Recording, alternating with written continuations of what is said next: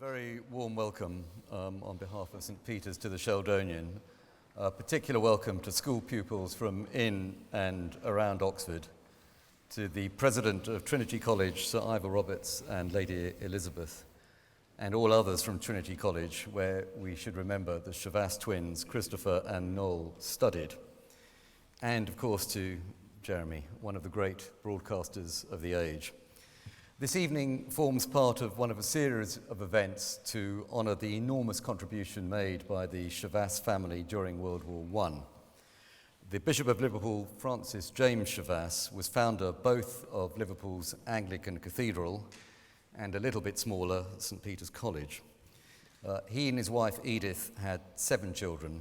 There was a pair of identical twins, Noel and Christopher, who went to Magdalen College School and then in 1904 to Trinity, Noel studying natural science and Christopher history.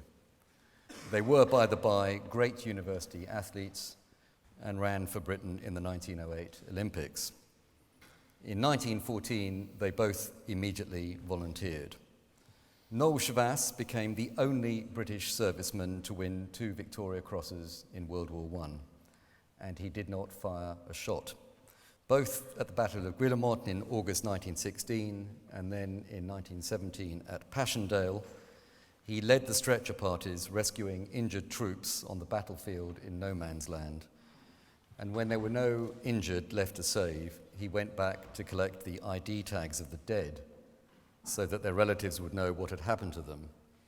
He was one of the first to recognize the effect that the appalling conditions had on his men's physical well-being, and he worked tirelessly to develop several innovations in the methods and procedures for the medical care of soldiers. His second VC was awarded posthumously. He died of his wounds in August 1917. The wooden cross that was placed on his grave at Brandhoek in Flanders, before it was replaced by one of stone, is now in the chapel at St. Peter's College, where both of the brothers were baptized. Christopher, his twin brother, an army chaplain, won the Military Cross and went on to become the first master of St. Peter's and fought tirelessly to bring his father's vision of an Oxford college to life and then to sustain it.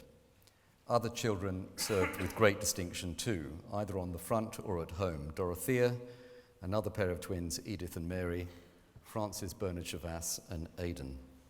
The family's 21 World War I medals will be brought together here in Oxford at St. Peter's College later in the year, along with other decorations awarded for their service in World War II and in civilian life, and they will be properly and permanently displayed. There's an exhibition running this autumn in the St. Peter's Chapel about the Chavasse family and World War I, and of course you are all very welcome to come and have a look. The former Bishop of Liverpool, the Right Reverend James Jones, will be talking at St. Peter's in November, and in February next year, under the aegis of Trinity, Professor Mark Harrison, Director of the Wellcome Unit for the History of Medicine, will speak on Noel Chavasse and medicine. And now to Jeremy Paxman. Of course, he is best known as the main presenter of Newsnight for 25 years, and for almost as long at University Challenge, where his cajoling and benign form of torture has helped make it one of BBC Two's most successful programmes. He has been garlanded for his work innumerable times, amongst which the Richard Dimbleby Award for Outstanding Factual Presenter twice, and 5 Royal Television Society Awards, mostly as Interviewer and Presenter of the Year. He was one of the BBC's finest current affairs reporters and documentary makers, and it is that last attribute which encouraged me to invite him to give the talk tonight. Jeremy has wide interests in history and Englishness, evinced by his outbook of books over a long period, The Monarchy, Victorians, Empire, and of course, Great Britain's Great War, linked to his brilliant BBC One series in 2014. And you may have noticed there is another book now, A Life in Questions, available in all good and not so good bookshops. Jeremy's talk is entitled World War I, the war to end war, and at the end he has agreed to take questions. I will show flagrant bias towards students who want to ask. It's a great pleasure to welcome you all here, and a very, very warm welcome to Jeremy Paxman. Jeremy.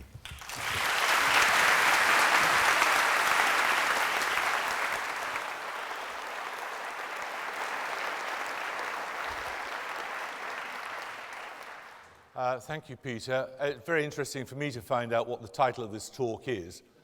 I was unaware. There we are. World War I, the war to end war. This was actually a phrase invented by George Bernard Shaw in 1914 when trying to encourage people to take part in this conflict. I'd like to say thank you to Peter. I'd like to say thank you to everyone at St. Peter's. You will see I'm wearing a St. Peter's tie because I came without a tie. I've only £5.99 apparently. It's an absolute bargain. What fascinates me about the First World War is, and I preface everything that I'm going to say by admitting that I am not a historian, I am a journalist. What fascinates me about the First World War is that nothing is really the same afterwards as it was before. It seems to me that this is the event that made modern Britain. It changed more or less everything. And I'm going to canter through various of the aspects of the war which may be of interest to you. I certainly hope they will be. It's also, of course, anthropologically interesting for me to come to Oxford, having been at the other place, and to visit the second greatest university in the world. And marvellous to see Mark Damazer, of course, proving the thesis of the founder of St. Peter's that there is life after death. I won't talk about the Chavasse brothers because Mark has already told you what astonishing men they were. Particularly Noel Chavasse, I think. To win a double VC is an amazing achievement, particularly when it's done by somebody who wasn't there really to fight. Now, I'm not going to pretend that I have any great connection with the Chavasse brothers. I don't. My only connection with them comes in, oh God, this is going terribly well, in this photograph here. This figure in the middle of the picture, leaning on the sign saying, dangerous, keep off the tar, the figure with the moustache in the middle, is my great-uncle Charlie. Great-uncle Charlie was also a member of the Royal Army Medical Corps. This photograph, I think, is taken in the autumn of 1914. There's no date upon it. But you can see it's a sunny day. There are still some leaves on the trees. It must have been that autumn because by the following summer he was dead, and by the following spring he was on his way out of the country. He was, as far as I can understand from looking at the census records, 24 when this photograph was taken. He was, according to the census records of 1911, a loom supervisor in one of the woolen mills in West Yorkshire. He was certainly dead by the evening of August the 7th, 1915. That is my only connection with Chavasse. This guy, although in a much less distinguished role, he was not commissioned, belonged to the same military unit. He was a stretcher bearer, and that was all he did. He did it for one day in combat, and he died on that very day. Let me talk a little about how the war began.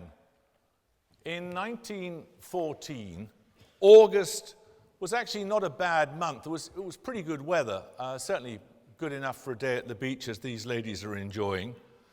You all know the chain of events which led to the outbreak of the war, the assassination of the heir to the throne of Austria-Hungary, Austria-Hungary's threats to Serbia, which it held responsible for the assassination, Serbia's bonding to Russia, Russia's involvement, therefore, Russia's alliance with France, the German so-called blank check which had been given to Austria-Hungary. And so began a chain of events which led to the greatest cataclysm of modern times. The Germans invaded Belgium. and the British delivered an ultimatum because under the terms of the Treaty of London of 1839, which effectively created Belgium, which has always struck me as an inherently pointless country,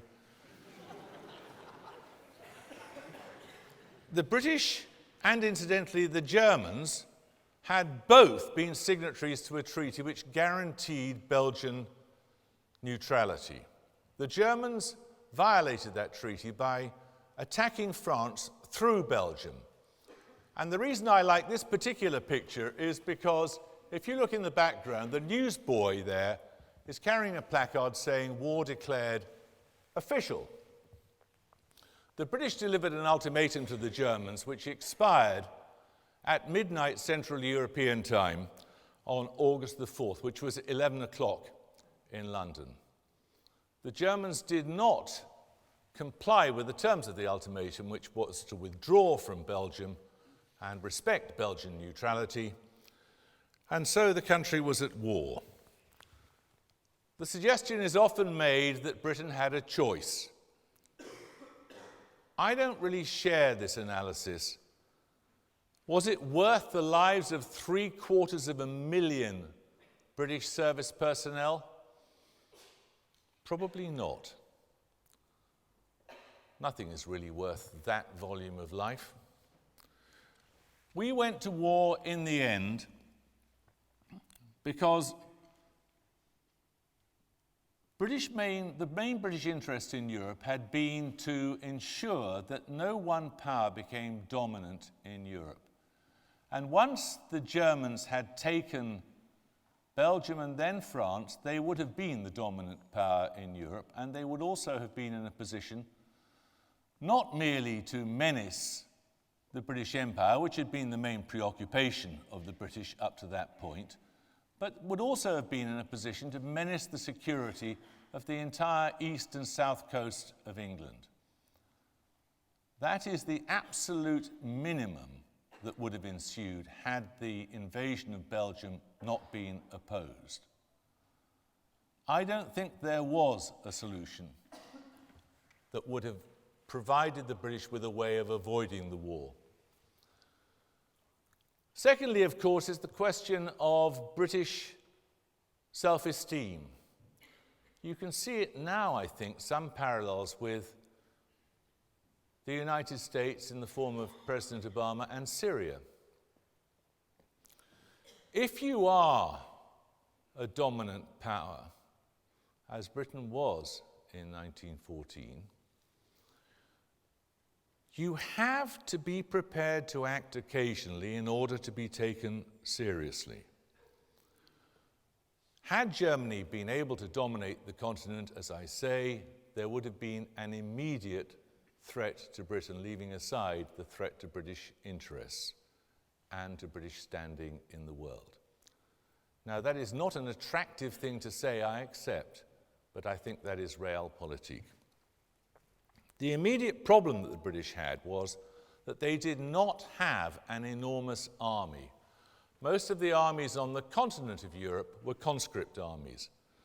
The British Army was a volunteer army. It was well trained. It performed better than most of the continental armies, but it was numerically very, very small. It was tiny. So the first thing that happened was that an expeditionary force of about 80,000 men was dispatched to the continent. It eventually totaled 80,000 men. The initial divisions sent numbered in the few small tens of thousands. It was a tiny army which was referred to as contemptible by the Germans.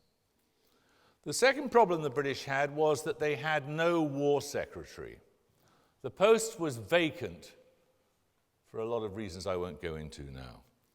There was one person to send for in order to fill this role, and it was this person here, Herbert Horatio Kitchener, the most famous face in the First World War. He was, at the time, the most famous soldier in Britain, famous for avenging the death of Gordon in Khartoum, famous for having served all over the world, a notorious martinet sort of figure, really, who happened to be in London at the time that war was declared. He was there because he was being given yet another gong. He made haste to escape from Britain as quickly as he could. He was returning to the Middle East, the accepted route to which was to take the cross-channel ferry, take the train down through France, and then take a cross-Mediterranean ferry. He was on the deck of the cross-channel ferry, pacing about, urging the captain of the ship to get started. He was unfamiliar with the idea that cross-channel ferries waited for the arrival of the boat train and the ordinary hoi polloi. And he was saying, come on, let's get going, when a messenger arrived from Downing Street saying, you've got to come back to London because there's a job for you. And the job was to be made War Secretary. He never endeared himself to the politicians with whom he sat around the cabinet table, who regarded him with something akin to contempt. He was a very arrogant, impatient, doctrinaire sort of man who was accustomed to military behavior rather than political behavior. In other words, he was accustomed to giving orders rather than to blathering or negotiating. He hated the media, with some reason, whom he referred to as drunken swabs. And he had, I think, a rather profound judgment about the course of the war. There were many people saying, it wasn't the prevailing view by any means, but there were people saying, this conflict will all be over by Christmas. Kitchener never subscribed to that view. Kitchener said, it will last for 3 or 4 years, and it will be won by the last 1,000,000 men. Now, as I've mentioned, the British Army actually was jolly small. So the first problem is, how do you raise an army? Well, obviously, you've got to recruit people. And it was done by various techniques. The first engagement, which the British Army was involved in on the continent, the British Expeditionary Force, was at the Battle of Mons, where the French fell back on their right flank, which obliged the British, that we were in alliance with the French, obviously. It obliged the British also to withdraw. There was an attempt at a news blackout at the time. Can I get this to click on somehow? There we are. There was an attempt at a news blackout at the time, and very few journalists got to see the remains of the British Army or the British Expeditionary Force falling back. But a couple of rather enterprising journalists from the Times did get there, and they published a dispatch, the famous Mons Dispatch, which concluded with the words, "We need men and more men." How do you raise them? Well, this was one of the early appeals. What I like about this particular poster, it's a straightforward appeal to patriotism. Isn't this worth fighting for? Enlist now. What I like about this is that this is clearly an English village with thatched cottages, and this is clearly a Scottish soldier. So there's the straightforward appeal to patriotism. If we go on, let's look at another one here. This is an appeal to masculinity. Women of Britain say, go. If you're not a proper functioning red-blooded male, don't think about trying to join up. Let's go on to the next one. This one is an appeal to people's better sense of themselves. 2 children sitting at their father's feet and on his knee, and this rather dodgy-looking cove in the armchair. And the question being asked, Daddy, what did you do in the Great War? Do you really want to be asked that question? Are you some sort of scrimshanking coward? That's the implication of that poster. So there were all these appeals to different motivations, and they were remarkably successful. 1,000,000 men joined up by the start of 1915, and my great-uncle and his friends there, all 8 of them, were part of that enlistment in late 1914, early 1915. 15% of the entire enlistment in the British Army took place in the first 2 months of the war. There was a great surge to the colours. It was terribly easy to join an organisation. It was terribly hard to leave. These are 3 young men attesting. Now, it was very, very easy, as I say, to join. All you had to do was to be 5 foot 3 inches tall. You had to be between 18 and 35, and you had to be able to inflate your chest to 34 inches. I would be astonished if there's anyone in this room who can't inflate their chest to 34 inches. You didn't have to be a prime physical specimen, and indeed, as the war went on, the age limit was raised, and the physical requirements of those who were being taken into the army were lowered. For those who couldn't meet that minimum height requirement, which was, as I say, 5 foot 3, there were special battalions of very short people called bantams. There were PALS battalions, which was an attempt to encourage people to enlist by joining with their friends or their workmates.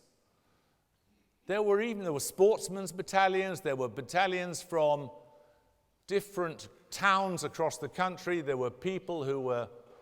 There was even a stockbrokers battalion or 2.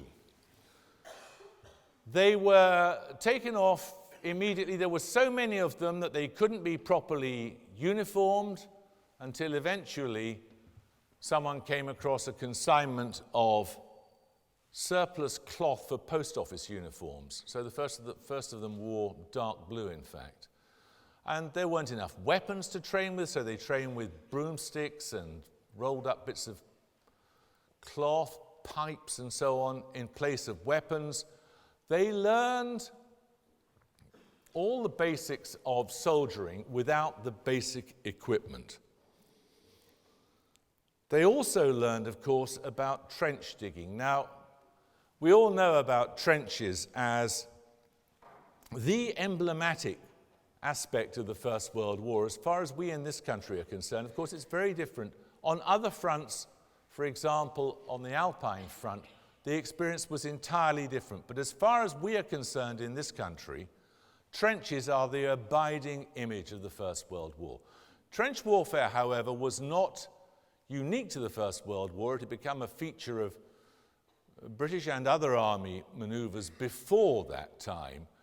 The principle was on, fire and manoeuvre. You take cover, you fire, you find another position. And trenches were important in that, digging a hole in the ground to give yourself some cover.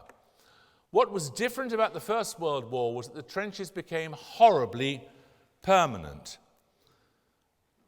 They also discovered, these unfortunate men, that learning to dig a trench on somewhere well-drained like Salisbury Plain was very different to the sort of conditions they would meet when they got to Flanders.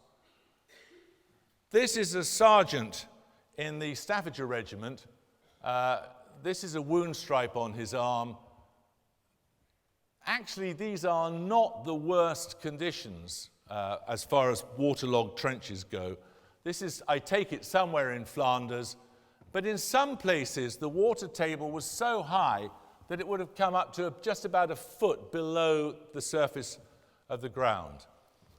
So what they found was very, very different conditions to the sort of conditions in which they had been trained to dig trenches. There was one other sometimes overlooked aspect of trenches, I think. It was that they meant different things to the British and to the Germans, and to the French and to the Germans. As long as the Germans were in France or in Belgium or in an occupied country, they were still on the offensive. So they could afford to site their trenches in higher, often well-drained ground. Some of the German trenches were incredibly elaborate. Concrete lines, some of them, there are accounts of British soldiers discovering German trenches or coming into taking German trenches. and finding tapestries hanging on the walls. I mean, they were amazingly permanent and elaborate, the best of them. Not all of them, but the best of them. As long as they were in France or Belgium, the Germans were winning the war. By definition, Allied trenches were temporary things. They were only there until the Germans could be driven out.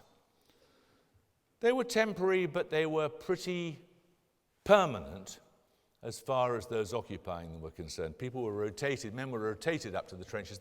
No one spent the entire war in a frontline trench. You tend to be sent to a reserve trench and then a second line trench and then finally into the front line. You spend a few days there and then you'd be moved somewhere back. The trenches ran for about 450 miles from the North Sea down to the borders of Switzerland. They were generally speaking about 6 or 8 feet deep. They didn't run in straight lines. They ran in zigzags so that if there were a blast, the blast couldn't travel automatically down the length of the trench, killing everybody in its path.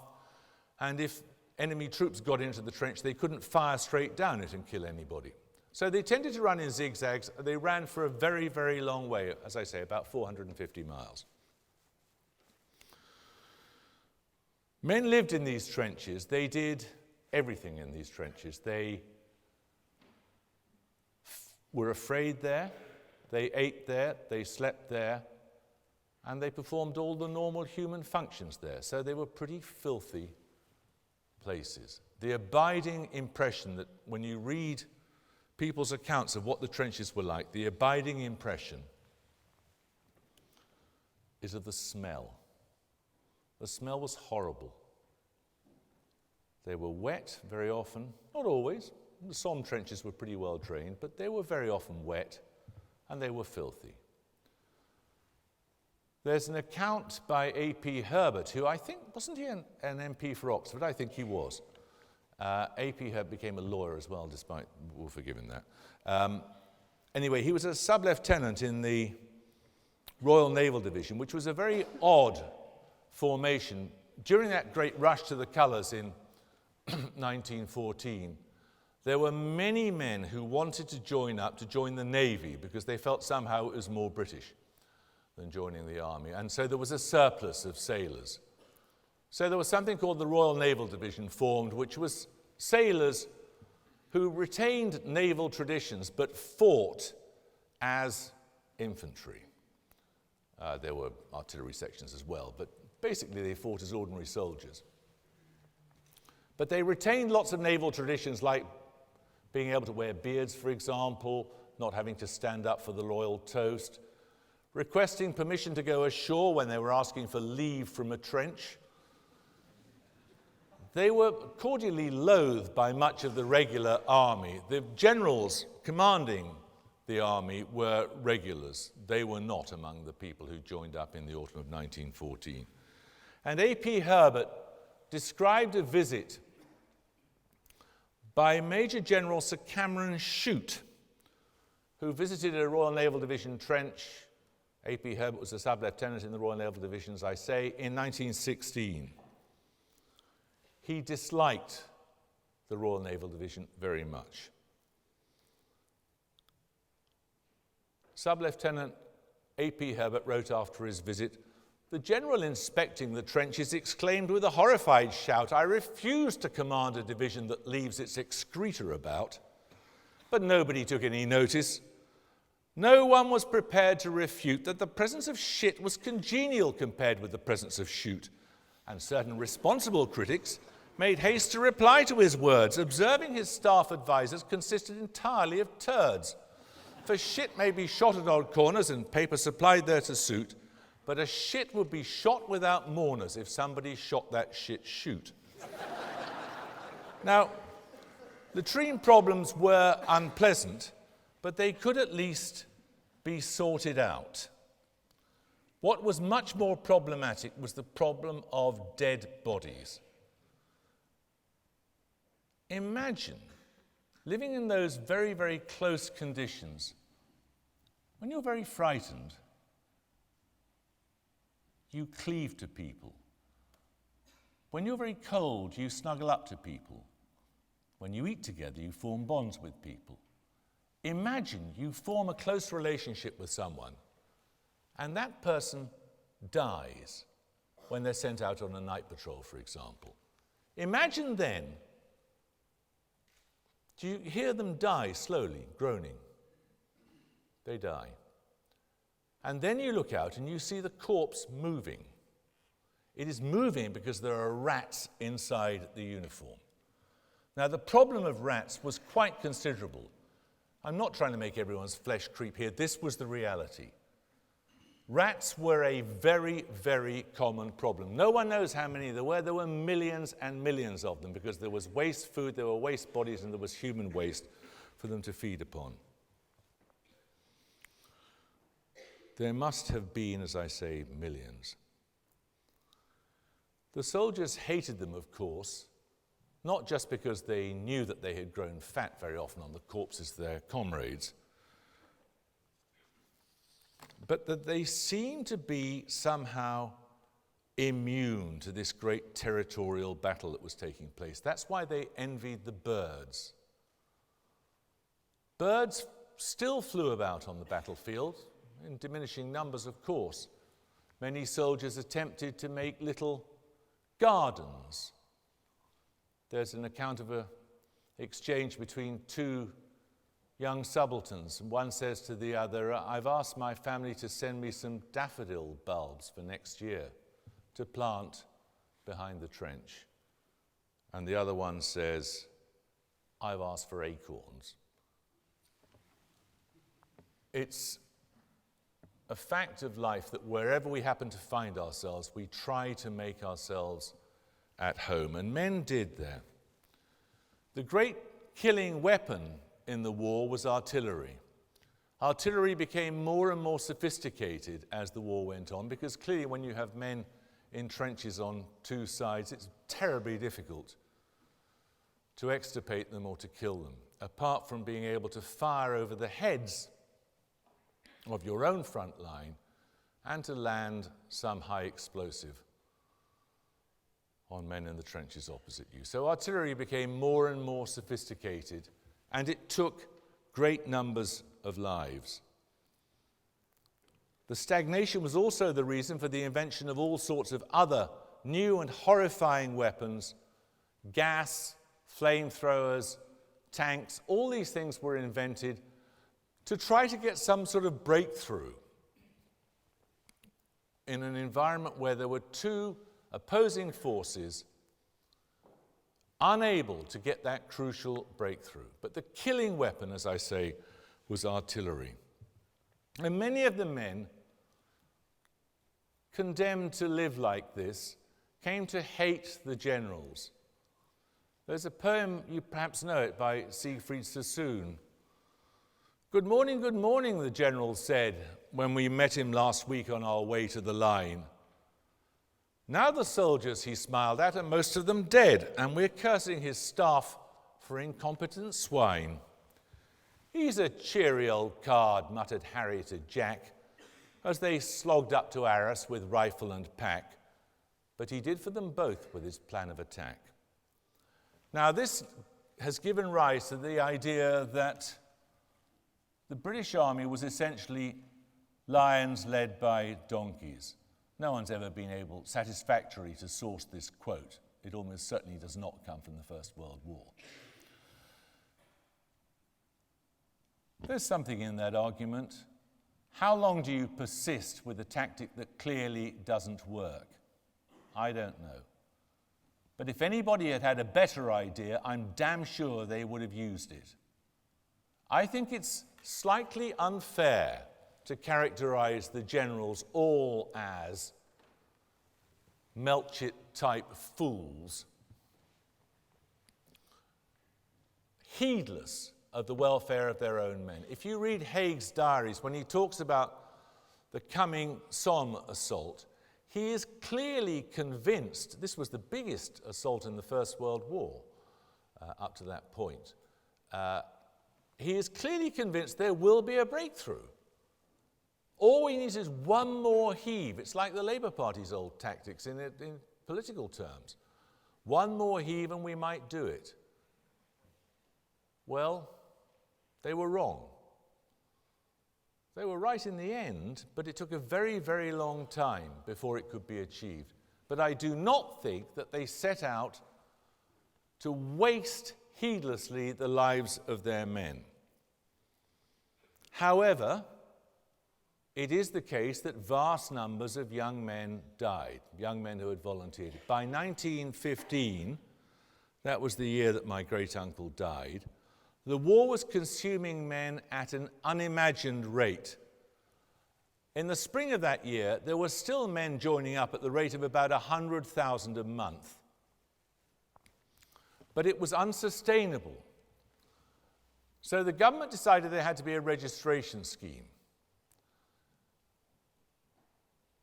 If you were willing to attest that you would serve if and when called upon, you could get an armband and you would not have to serve immediately. They discovered through that scheme that there were about 5 million men who were not serving in the armed forces, who could have been serving in the armed forces. It was decided then that conscription would have to be introduced.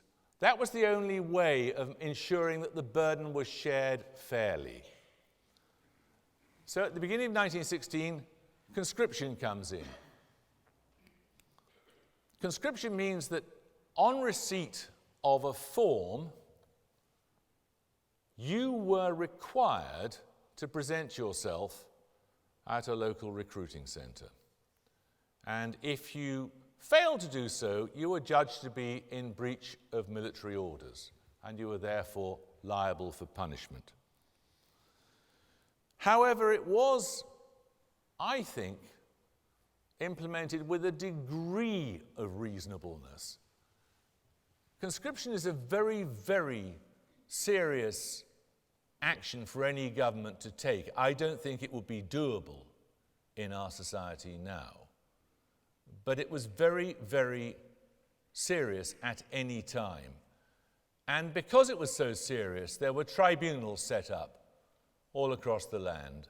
They were, generally speaking, comprised of local worthies, councillors, the like, who sat in judgment. These were men who didn't have to fight. Sometimes they invited their families along to sit with them to judge whether someone had a reasonable excuse for not joining the armed services. People came along saying that they were doing all sorts of vital war work and that their job could not be done by somebody else. And very often they got away with it. All sorts of excuses were tried. People said, I'm a trike dresser, for example. Unfortunately, most of the records have been destroyed, were destroyed after the war for reasons we can only speculate about.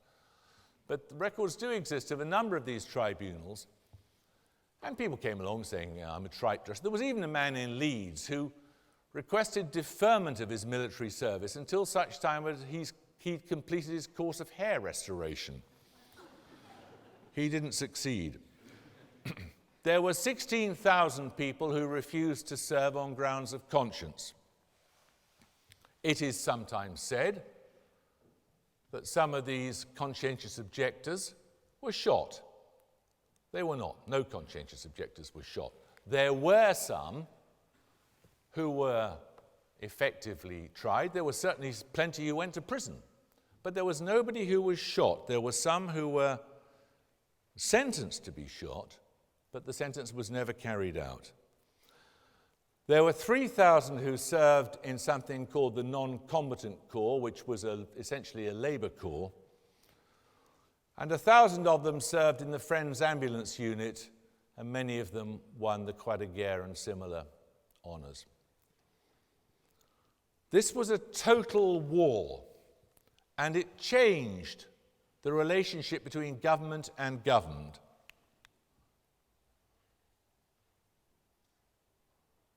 There's no reason for including this picture really beyond the fact that it just amazes me. It's a wedding photograph, obviously.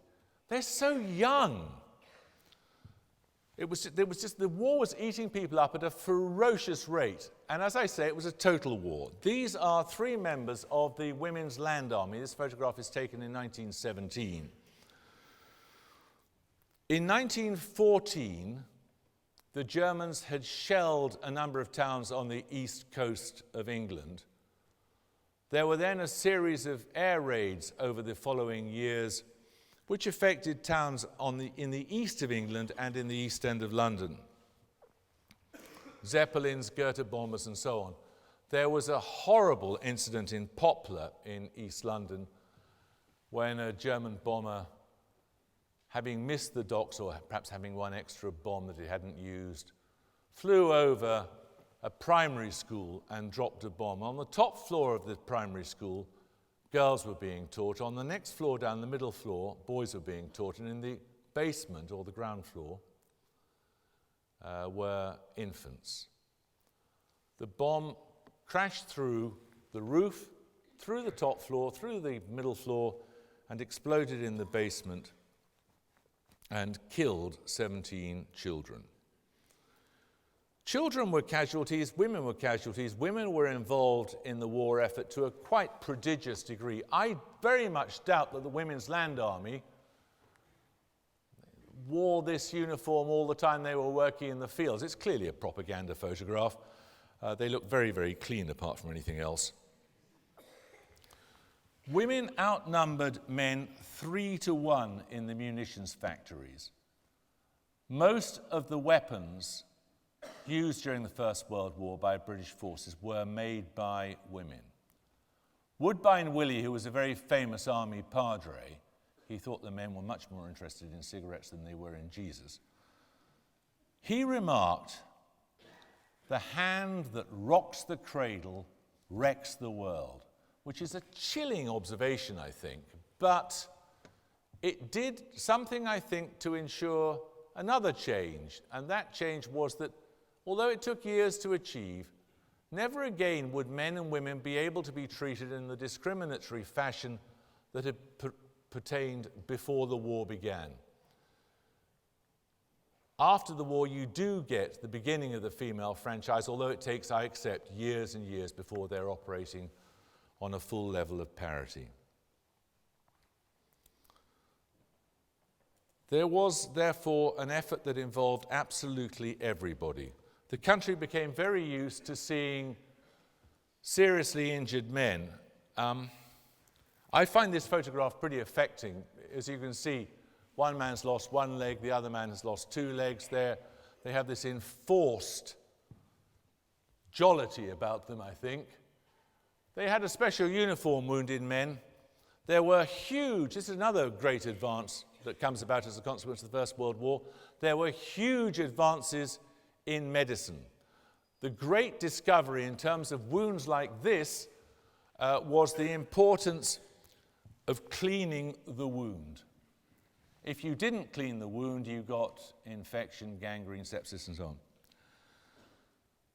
There were huge advances in prostheses. There were great advances even in maxillofacial plastic surgery, facial plastic surgery. Huge, huge changes, and there was eventually, after the poor fellows had been subjected to abuse about their being cowards or being nuts, there was eventually a recognition of a condition that we would now call post-traumatic stress disorder, shell shock. The country got used to living with people like this. I was talking a year ago to a woman who recalled when she was a child her parents renting a cottage which had a horse. The horse was borrowed or rented from a man who lived in a caravan. The man only came to the door of the caravan and showed her one side of his face. One time she saw the other side of his face when she handed over the money. It was completely missing. Men who suffered that kind of wound went to hospitals where they very often were denied mirrors, and they asked that their family did not come to see them because they would be unrecognizable or they would be too distressed to cast their eyes upon them. This is a terrible, terrible... A lot of these men became cinema projectionists because a cinema projectionist arrives at the cinema before everybody else, leaves after everybody else, and spends most of the day in total darkness. So there were things they could be trained to do, but it was one hell of a thing to live with, and you're just as likely to be injured in the face as in the arm, the leg, the head, the stomach, the groin, or anywhere. There were 2 million men who were wounded in the war, in addition to the 750,000 who died. I'm going to race on now because I'm slightly running over time, I believe. This photograph is not the one that I was expecting, but it's a very interesting one. It shows a war memorial, obviously. By the end of the war, there were, as I say, 2 million wounded, 750,000 dead, and all over the country, war memorials like this were thrown up. The choice of design was left to individual communities. Every community, there were 34 so-called fortunate villages. That is 34 out of thousands of villages in this country which did not lose a single young man during the war.